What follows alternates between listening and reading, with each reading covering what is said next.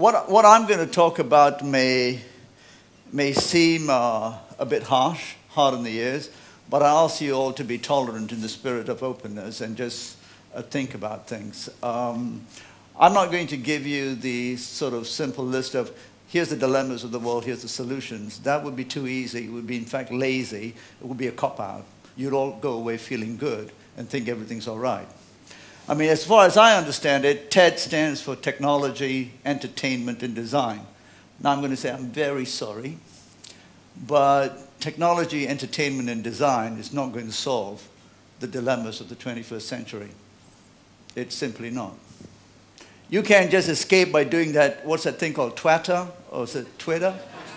I mean, you know, you can't just do that stuff and cop out, lonely as you are, because that's the only vehicle you have. TED is also about sharing ideas, yes? That's essentially what it is. It's not just about being cool, though it's been hijacked by the cool brigade. So I just want to talk to you about one idea. And that one idea is essentially that Asia must reject the Western consumption-led economic model because it's a lie. Given my background, I can talk to you about solutions to ag quality, et cetera, et cetera. The real issue, though, is given all the chatter, given all the bluster of policymakers, business leaders, NGOs, civil society, why are we in a mess? Because we have not really addressed the core issue. Instead, what we have is created language that allows us to escape. So now we have CSR. We have sustainability. Everyone's got a sustainability agenda. You know this, right? Yeah. Even the US Army apparently has got a sustainability agenda. I haven't a clue what that means. But I have guessed that it might be a carbon neutral Guantanamo Bay. We've got banks who have carbon neutrality. It's apparently their mission. The only people I've met who could pass for being carbon neutral are the Dayaks in Kalimantan, the Pygmies in Congo, and perhaps the Bedouin in the Sahara. And even they too struggle now as plastic infiltrates their lives. So there's no such thing. But lies have become part of the language, the denial. And you know, I figure out that if the public relations industry existed during the times of slaves, they would have called slaves migrant workers. So the public relations industry has created this myth about sustainable development. So what I want to talk to you about is why Asia needs to reject the Western economic model of consumption-led growth.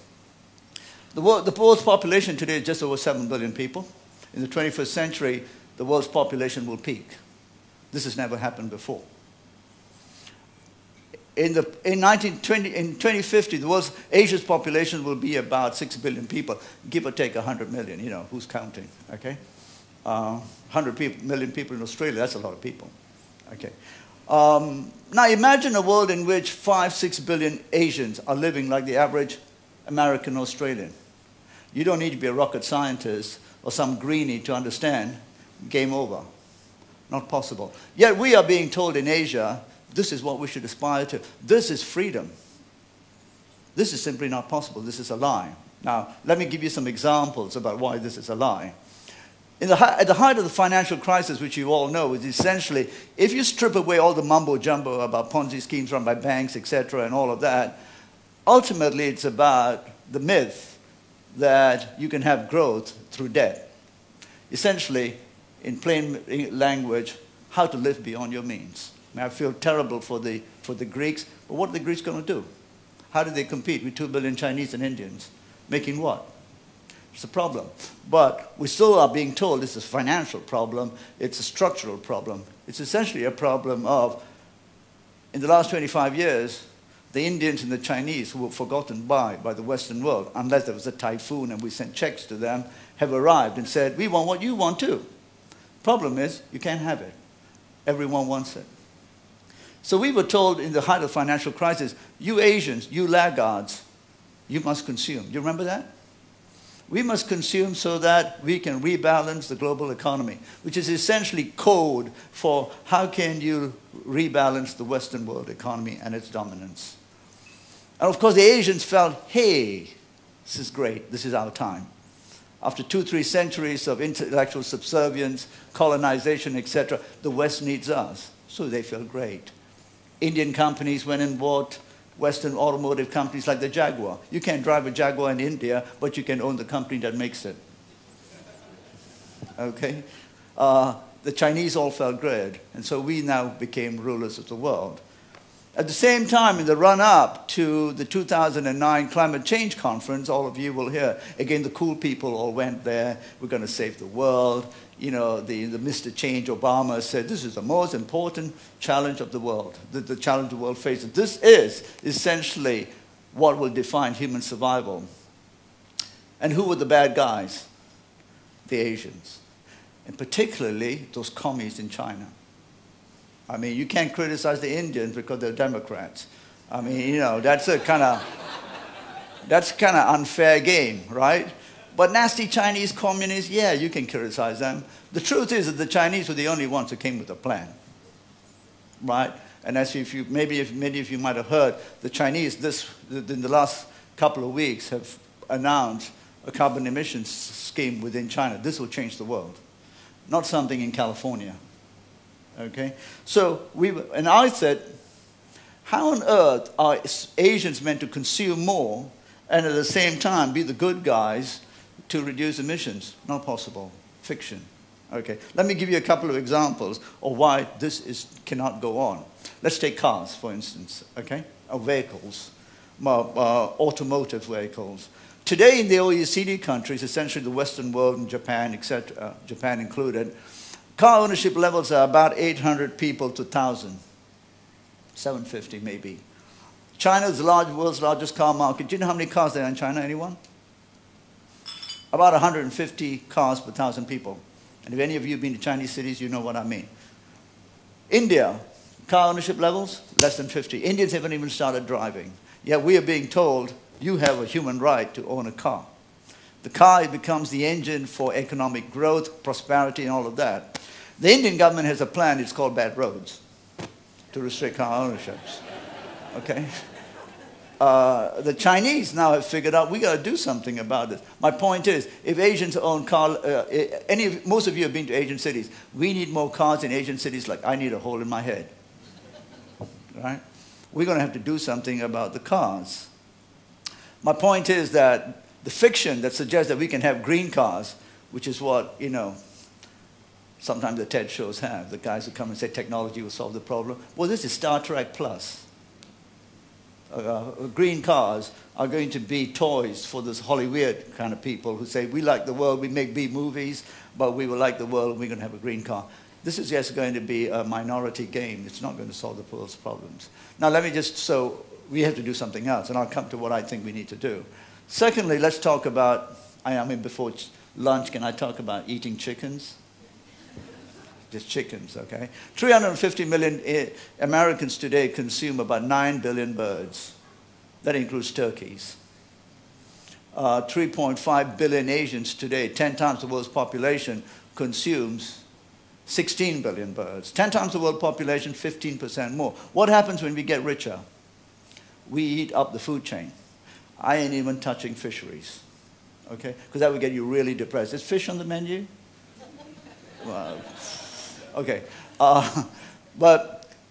So what will happen is the industrial meat production industry, you know, steroids, vaccines, genetically modified food, etc., which we diverted making small chickens so that you can have your chickens, right? If Asians consume the same levels, by 2050, any guesses how much birds we'll be eating? 120 billion birds. Now, I don't know about you, but sometimes I get up in the middle of the night, I have a nightmare and a sweat. I think of a bird god that releases all the birds on the same day. It'll block out the sun, the helicopters will crash, all that kind of stuff. I don't know how many of you think about that stuff. But I'm kind of slightly, you know, perverted in my thinking. So I get these strange thoughts. But my point is, I don't have time to go into the whole chemistry of how this would work. But this is scary. This can't happen. Something needs to happen again. In terms of the cars, 3 billion cars in the world would require the entire oil shipment of OPEC to just drive cars. let alone keep this room really cold.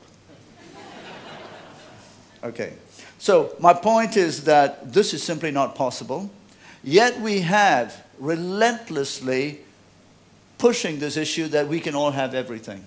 And we in Asia, being intellectually subservient, think we can have what they have too.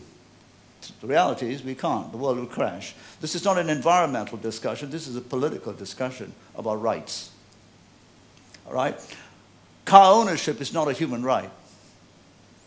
When I go to the US and say this, they think I'm undercover Taliban.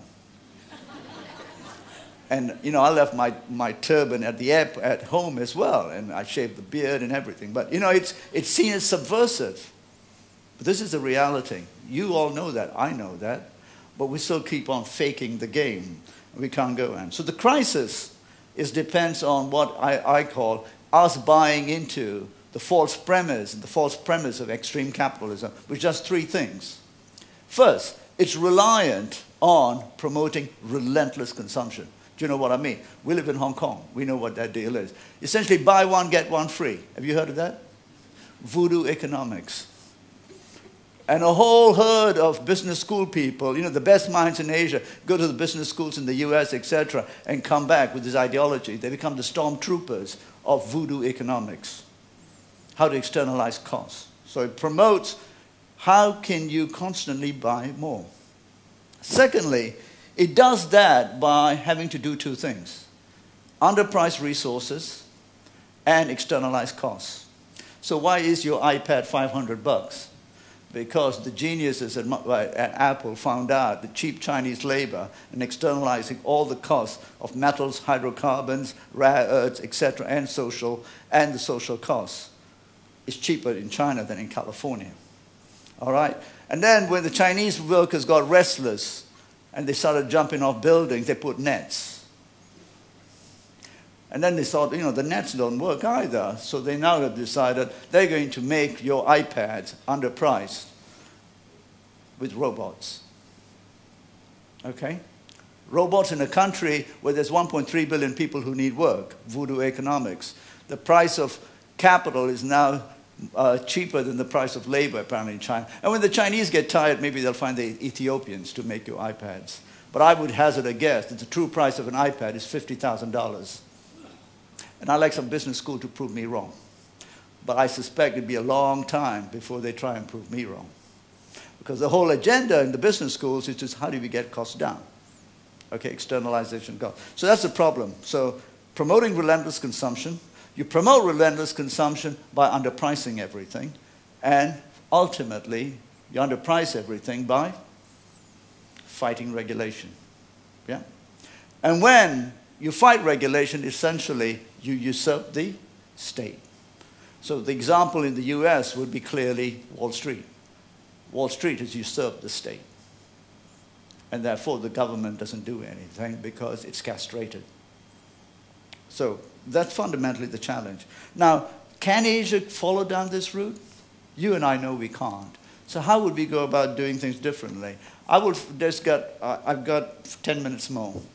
So I would say you need to think about what is the 4 mega trends of the 21st century. And in my view, the 21st century is very different from everything else, although everyone might suggest each century had its certain differences. But here are 4 things that I suspect you might agree with me are unique to the 21st century.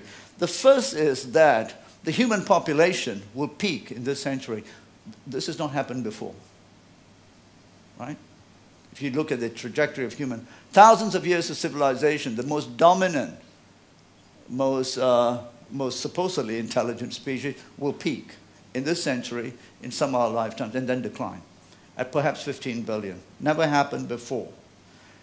At the same time, we will have a period in this century in which carbon dioxide levels will peak at about will exceed 380 to 400 ppm, which all the science indicates is essentially dramatically change climate and weather patterns around which the human societies over thousands of years have organized themselves, and therefore the species and flora on which we depend for our existence. Right? I am not suggesting that it'll be catastrophic. I'm just saying it's the most major disruption. All right? So where you used to find certain fish, they might not be found anywhere. For the first time in human history, in the way we have organized, the climate changes, and therefore everything changes.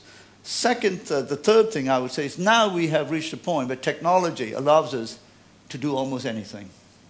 Now, some of you might say, this guy is anti-technology. No, I'm not. I mean, I'm an engineer. But let's not fall into the lie that technology is always a positive good. How many of you know that more than 40–50% of the internet content is porn? How much do you know that more than 50% of the bandwidth of the internet is porn? A lot of moving parts. But the good guys at Google, the do no evil guys could do something about it. It's called algorithms. But apparently there's freedom involved in this. Who's supposed to protect the 9-year-old Indonesian girl in a village in Sumatra from pornography? Not the good guys at Google. Maybe the state. But if the state does, then the State Department in the USA will say, you're interfering with freedoms. And then you get drones and stuff like that, but I won't go there. Okay. So my point is that we have these four things happening. The fifth thing that's happening is, the third thing is that the technology is going everywhere, and particularly with resource management. Today we can drill for oil where we couldn't even drill 10 years ago. Right? Deep sea, fracking, shale oil, coal tar, everything. We can do almost anything in terms of pillaging the earth. And I'm not talking about this from an environmental point of view. It's just our ability to extract rather than give.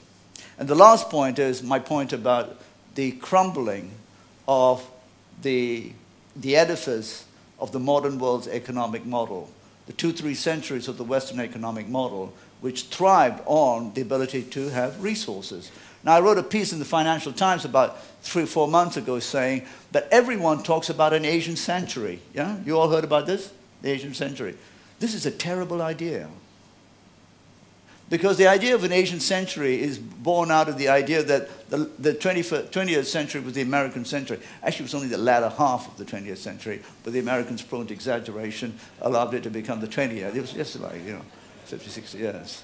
Of course, the 19th century was the British century. Now, all of this was premised on we are exceptional, we are better than the rest, we will take what we want. Europeans went to Australia not because they like, dream walking, or they wanted to mix with the natives, or they liked the architecture. They went because of resources. The Brits went to India not because they liked masala vindaloo curry, or they wanted to get into a bit of yoga. They went because of resources. At the height of the colonial era in Britain, in India, 20,000 Brits ruled 350 million Indians. Great business model. London Business School. Okay? My point is, that was the trajectory of the geopolitical narrative. We in Asia must reject this narrative because it's based on exceptionalism. India and China should not be the dominant forces in the way that it promotes geopolitical tensions and therefore seeks privilege through access to resources as though this is our time, which then translates into military exceptionalism, etc., which is essentially what the American half-century has been about. We must reject this. So what do we need to do? And then I'll finish off. I think we need to start doing 3 things. Overarching this is understanding that we need to make managing natural resources the center of all policy making. I don't have time to go into how this all connects. But and this is not an environmental discussion. The moment you make it an environmental discussion, then you get marginalized. You kind of granola eating, you have yogurt for breakfast, you drive a bicycle, and on the weekend you smoke pot. And nobody takes you seriously. Okay? So this cannot be an environmental discussion. It has to be a political discussion. But the narrative, the language we use is very important. So how do we make resource management the center of all policy making? And if I had more time, I'd go into just in Hong Kong, how that translates into policy making. Now, under that, I suggest 3 things that we need to do. The first is that if resources are limited, then we must make economic activity subservient to maintaining the vitality of resources. Okay? Second, if resources are to be equitably shared between nations, people, and intergenerational, then we have to make sure that collective welfare takes priority over individual rights. Collective over the individual. Now this flies in the face of all this democracy crowd, the freedom fighters who say, you know, we all need to be like Americans, that freedom is an absolute goal. This goes against that narrative. We have to redefine it. And lastly, I would say, if resources are limited, then we need to reprice resources, which come to my point that much of extreme capitalism has essentially been forged on, thriving on, a free ride on resources, from water to soils to everything else. It's been a free ride. And linked to that is the point that I kind of make, which I urge you to think about, is how do we measure productivity? Productivity today, in classical economic terms, you know, the Adam Smith worldview, is that how do you use as much resources as possible using as few people as possible, right? Productivity in the business sense is how do we displace people with technology? Think about it. In the 21st century, in this part of the world, with 6 billion people, what is our problem? Lots of people who need gainful employment, so that, you know, because idleness is a devil's workshop, and limited resources. How would you logically think of productivity? Productivity needs to be, how do you have as many people working using as few resources as possible? It completely changes the equation about how we think about technology. Yeah? So productivity needs to be very different. So we need to teach everyone very differently. But where do our best minds go? To the West, to learn about the same old stuff that shaped the 20th century. So I call for the launch of 1,000 PhDs, not at Wharton, not at Harvard, not at Cambridge, not at Oxford, in this part of the world, on the premise that if the 21st century is to be constrained by resources, and there are 5 billion Asians, how would we live? And let's not use that word innovation, because I find that very interesting word used all around the business schools, business forums. And you say to them, what do you mean by innovation? And they say innovation again. I've heard this word frugal innovation. Have you heard of this? Apparently poor people now can innovate. And there's also reverse innovation. We want to talk about if the world is constrained by resources, then how would we organize 5, 6 billion people? This is the fundamental question, because then it comes down to pricing. My point about we can't all have cars. We can't all live in conditions where you can ice cool a space like this. This would be against the law, right? If I was in charge, but this would be against the law. We can't all do this. So what would it look like? That would be the study of 1,000 PhDs in Asia. Today, if you look for one PhD on that, you can't find that. But you can find many case studies on how to hide $1 billion on a spreadsheet. You know, all those Indian guys who work for the investment banks, they're all good at this stuff, right? How do you do that? How do you make more flat-screen TVs? Japanese, Korean minds, the best, producing this. How can you download more inane B movies whilst you sit on a toilet lonely and want to be entertained? That's what we're doing. The narrative needs to be very different. So I'll finish off by saying, if we don't take a different course, and I am an optimist, so please don't see me as, you know, being negative. Most of you will think, oh my God, this guy is making me feel suicidal, right? Please, I am very optimistic. Some of you might think, oh, he doesn't understand capitalism. I am a capitalist. So let's put all of those cheap shots about who I am away, and let's discuss the issues. If we don't discuss those issues and get into sort of inane conversations about where we're going to go and about how we hug trees, then we don't really confront it. And it really is about putting a pin in the balloon of the lie that technology, free markets, and finance will solve the problems of the world. And in Asia, challenging our business and political leaders to think, can we all live like Americans? No chance. So I'll finish off by saying that collective welfare rather than individual rights. This will be the political challenge of our times. So I want you to think about these things. Beyond Facebook, face life, right? Try and IPO that. No electronic intermediary, just talk to the person next door. Please do not send inane messages. Do not cop out by saying I care on that Twitter thing. Be real, get involved. Second, sustainability is essentially about protecting common public good. Companies can't do sustainability. Only governments can. Because public good is the domain of public policy.